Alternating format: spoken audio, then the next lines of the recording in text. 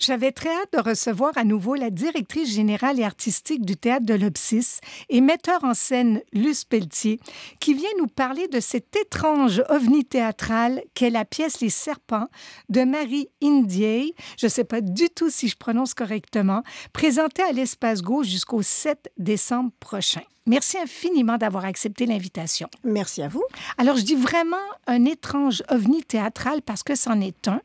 J'ai lu la pièce cet été, Luce Pelletier, et je me suis dit, oh my, comment va-t-elle faire pour le monter en scène? Alors, vous commencez un nouveau cycle avec territoire féminin au pluriel. Pensez-vous avoir assez de 4 ans pour délimiter ces territoires? Non, au contraire, je veux seulement les ouvrir, je veux seulement fouiller un peu partout dans le monde et surtout laisser une place aux autrices. Parce que ce territoire féminin va donc être consacré à des textes d'autrices du monde entier. OK, donc écrit par des femmes, oui. Mais ça peut être très bien joué aussi par des hommes. Ah oui, là, c'est un hasard que c'était 3 femmes, 3 rôles féminins. Ça peut même, à la limite, être mis en scène par des hommes si je décide d'inviter des hommes. Le point de base, c'est l'écriture féminine. Pourquoi cette pièce-là en particulier, commencer ce cycle avec les serpents? C'est étrange, hein, les lectures qu'on fait et qui nous amènent d'un point à un autre. Je passais, moi, d'un cycle scandinave. Comme la dernière fois, je vous avais dit, j'ai vraiment lu plusieurs textes de plusieurs pays différents parce que j'étais comme enlignée vers des pays particuliers. Et puis, je trouvais jamais mon compte. Je cherche pas à faire un cycle au complet, mais au moins avoir quelques projets en vue, tu sais, pour pas qu'un cycle s'arrête après 1 seconde. Et ça doit durer 4 ans, avoir au moins 6 pièces majeures. Et donc, quand je suis tombée sur Marie Ndiaye, c'est ridicule, hein, mais je me suis demandé, est-ce qu'elle est sénégalaise? Est-ce qu'elle est française? Est-ce que j'explore la France, les auteurs français qui sont peu montés ici? Et je me suis dit, tiens, au lieu de se poser ces questions de pays, je suis donc allée avec la femme comme autrice. Qu'est-ce qui fait que j'ai accroché à ce texte-là? Tout le monde me le demande, je ne sais pas. Je pense que c'est parce que c'est un ovni. Je pense que c'est parce que c'est différent. C'est jamais monté ici. Et pourtant, ça a une place un peu partout dans le monde. Ça a une place pour les curieux du théâtre, pour les gens qui veulent voir autre chose qu'un téléroman sur une scène, disons. Parce qu'elle a quand même écrit une dizaine de pièces de théâtre. Oui. On la connaît plus comme romancière. Elle a gagné moult prix d'ailleurs, et non les moindres. Le Goncourt, le Féminin, le prix du théâtre de l'Académie française. Moi, je ne l'attendais pas là. Je ne l'avais jamais lu comme dramaturge. Mais pourquoi Les Serpents?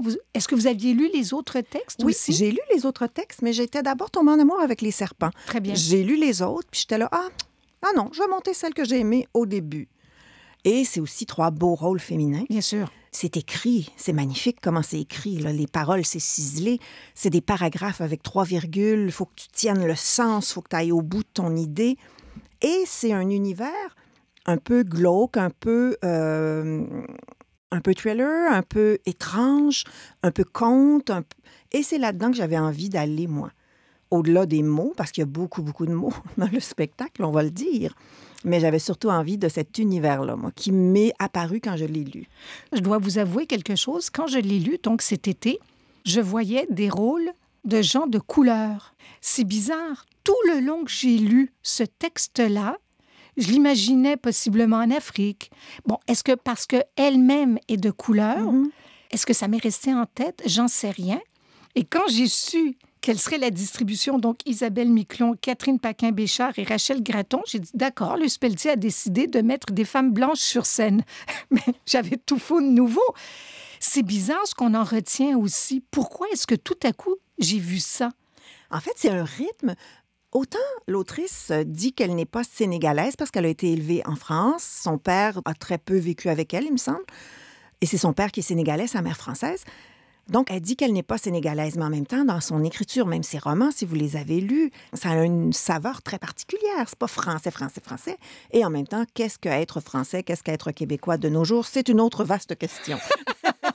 Et donc, c'est un texte qu'elle a écrit, elle, pour des actrices suisses, je crois. Et donc, c'était des blanches.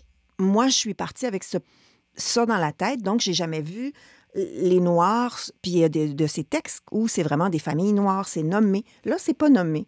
D'après moi, pour elle, c'est n'importe quand. Ça se passe en France à cause du 14 juillet, des feux d'artifice. Et comme je savais que ça avait été écrit pour des Européennes, je me suis dit, bon, c'est 3 femmes blanches qui peuvent jouer ça. Avez-vous vu la pièce à Lausanne? Non, non, non. Est-ce que vous savez si Marie Indier viendra voir le spectacle? Elle pouvait pas. Quand je lui ai Oh! écrit, on correspond quand même. Puis elle m'a dit qu'elle pouvait vraiment pas cet automne se libérer. Elle doit être, je ne sais trop, occupée à plein d'autres choses. Mais elle nous envoyait plein de beaux mots. Elle a fait d'ailleurs 2 entrevues pour des journaux d'ici. Elle était très disponible. Et en même temps, sa réponse préférée, c'est vous maintenant qui montez le bateau, qui menez le bateau. J'ai confiance, Madame Pelletier. Mais tellement, Luce Pelletier, qu'elle ne donne aucune indication scénique. Oui. Alors, est-ce que pour une metteur en scène comme vous, c'est un plus ou un moins? Est-ce qu'on se sent plus libre de pouvoir s'approprier le texte à notre goût, à nous? Parce que quand il y a des indications, souvent, on est obligé de les suivre. Comment dire? Je vous avoue que je lis les didascalies une fois à la première lecture et ensuite je passe par-dessus. Je ne les lis pas. Alors souvent, mes acteurs disent « Oui, mais c'est écrit que j'ouvre un livre ou je ne sais trop. » Je fais « Ah, où ça? » Et je ne le relis pas. Je passe par-dessus. Ils sont souvent écrits en italique, donc je ne relis pas ça. Alors, je me suis peu rendu compte qu'il n'y en avait pas parce que je lis des textes énormément de fois. Et donc, je ne lis pas les didascalies, sauf la première fois. Et quand je monte une autrice ou un auteur qui n'a jamais été monté ici, mon but, c'est pas de le transformer, c'est de l'amener au Québec. Et la force de cette autrice-là, c'est sa langue, ce sont ses mots. Oui, c'est verbeux, mais en même temps, c'est très concret. Et oui, ça part dans plein de choses, mais ses romans partent dans plein de choses aussi. On n'a pas de réponse, on a des états d'âme, C'est assez choquant aussi parfois pour les femmes de dire « Ah, elle revient ». À la première représentation, il y avait beaucoup de monde et il y a quelqu'un, je ne sais pas qui a dit « Oh non, elle revient à la fin ». Je veux dire, c'est le cercle vicieux de ces femmes attirées par cet ogre-là. C'est fâchant. Et donc, je pense que moi, c'est une forme de féminisme, de texte féminisme, qui dit, regardez, la femme, ça peut être ça, ou la part des hommes peuvent être ça, mais sans jamais faire la morale, sinon une morale d'ogre, une morale de conte de fées. Le texte a été écrit il y a 15 ans. Oui. Mais comme c'est un ogre, effectivement, il faut le voir comme un mari, comme un père de famille. On lit le journal à tous les jours et il y en a des ogres à tous les jours aussi. Malheureusement. Et elle a la beauté dans son écriture de fabuler, de fantasmer, d'amener ça plus loin. Même si vous lisez 3 femmes puissantes qui sont 3 nouvelles, enfin, il me semble, ça finit toujours que c'est étrange dans un arbre. Enfin, les amorces sont très réalistes, mais ses dénouements à elle sont très oniriques, sont très ailleurs. Moi, j'adore ça comme lectrice. Et j'ai adoré travailler ça comme metteur en scène aussi. Oui. Moi, en tant que cartésienne, par contre, j'ai dû travailler très, très fort parce qu'effectivement, j'avais un nombre incalculable de questions à la première lecture. Et là, je me suis dit non. L'auteure elle-même disait au sujet de sa pièce, et c'est là que j'ai arrêté de chercher, d'essayer de tout mettre dans des petites cases, c'est qu'elle précisait qu'elle ne voulait pas transmettre un message précis, qu'il n'y avait pas de morale particulière. Parce que moi, j'en cherchais tout le temps. Je me disais, mais où va-t-elle? Pourquoi fait-elle ça? C'est vrai que la pièce a été écrite en 2004, mais quand même, je me disais, mais voyons, il me semble qu'on a quand même progressé et tout. Mais je me disais, non, c'est elle qui a raison. Ça existe encore. Eh oui. Puis c'est sûr que là, c'est dans un petit village en France, mais ça pourrait être un petit village au Québec. Ça pourrait être à la limite Montréal, des gens moins branchés. Enfin, ça peut être partout, partout, partout. Oui. Donc, vous l'avez dit, c'est un 14 juillet. Oui, il fait très chaud. Il fait très chaud. Il y a des feux d'artifice qui se préparent. Les champs de maïs sont autour. D'ailleurs, je voudrais mentionner tout de suite la scénographie de Francis Farley-Lemieux. C'est fabuleux parce que vous auriez pu charger et pas du tout. On focus vraiment sur les mots et sur l'action. Alors, qu'est-ce qui se passe? Il y a ces 3 femmes qui sont là. Pour quelles raisons? Et pouvez-vous peut-être un petit peu nous les détailler? Oui. Alors, il y a d'abord Madame Dix, qui est la mère de cet ogre-là, c'est Isabelle Miquelon, fabuleuse actrice. Et, comment dire, tu lui donnes une indication, elle jubile là-dessus, c'est formidable. Et elle a perdu tout son argent, elle doit revenir, elle n'a pas le choix, elle doit revenir emprunter à son fils. C'est donc non pas de gaieté de cœur, parce qu'elle déteste son fils, elle ne veut pas rentrer dans cette maison-là, elle sait très bien ce qui s'y trame. Elle doit être là et elle doit attendre 14 juillet, 3 heures de l'après-midi, il fait chaud, elle attend dehors, qu'il lui donne de l'argent, qu'il daigne la rencontrer, c'est quand même son fils. Et il y a l'actuelle femme de cet ogre-là, qui est Catherine Paquin-Béchard, qui donc est isolée, on se rend compte rapidement, elle est isolée, elle voit jamais personne. Et elle, on sent, dès la première scène, qu'il l'a ramassée dans le ruisseau. Là. Elle était vraiment, vraiment dans une famille horrible. Il lui a montré plein de choses. Elle lui en est donc profondément reconnaissante, mais on se rend compte qu'elle est enfermée dans cette maison-là. Elle ne voit des gens, selon moi, que le 14 juillet. Elle a le droit d'aller au village avec son mari et ses enfants. Donc, dès 8 heures du matin, elle s'est mise belle pour aller au feu d'artifice. Et manque de bol, Madame 10, la belle-mère, arrive le même jour. Elle gâche tout. Oui. C'est sa seule journée où elle est heureuse. Et pendant toute l'année, elle pense au prochain 14 juillet. C'est tellement d'une tristesse sans fin, ce personnage. Et c'est le personnage qui évolue le plus, qui, au contact des deux femmes, va réussir à s'affirmer un peu plus. Et le même 14 juillet, l'ancienne femme revient après avoir abandonné son fils et son mari.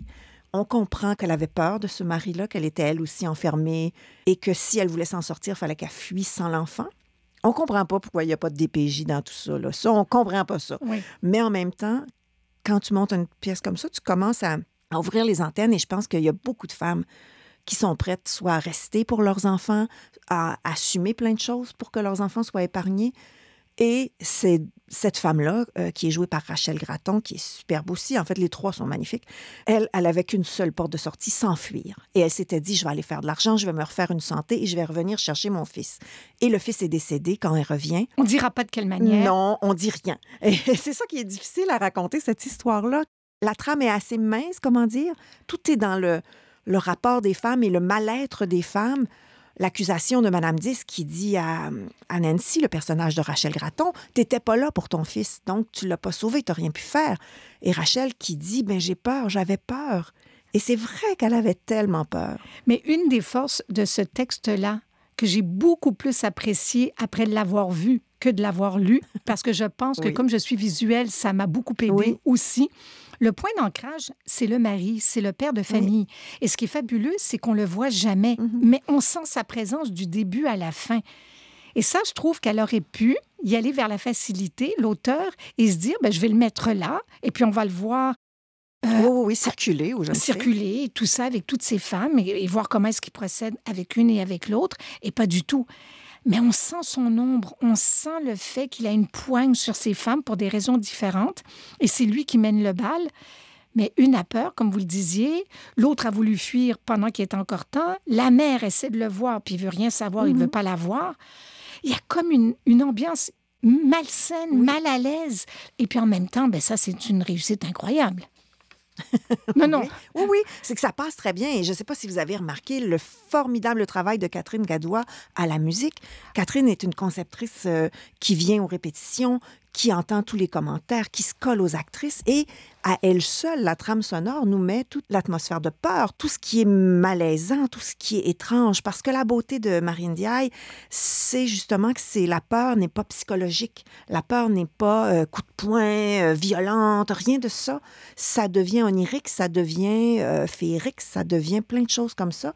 Et c'est ce qui, moi, m'a attirée. Et c'est sous-jacent. Oui. Et c'est encore pire, je crois.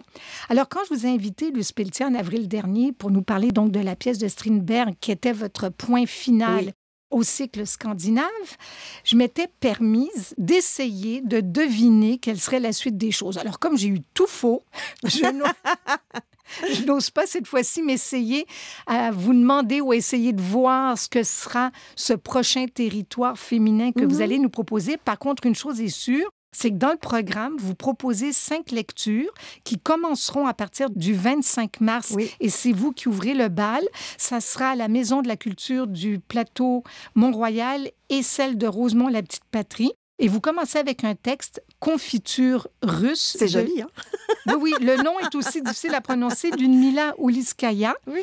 Pièce écrite en 2003, qui était la 3e pièce de l'auteur. Donc, nous, on y sera. Yeah. Mais en attendant, j'invite les gens à aller à l'Espace Go. Ils ont jusqu'au 7 décembre pour voir cette pièce « Les serpents ». Merci infiniment d'être venu aujourd'hui. Merci à vous.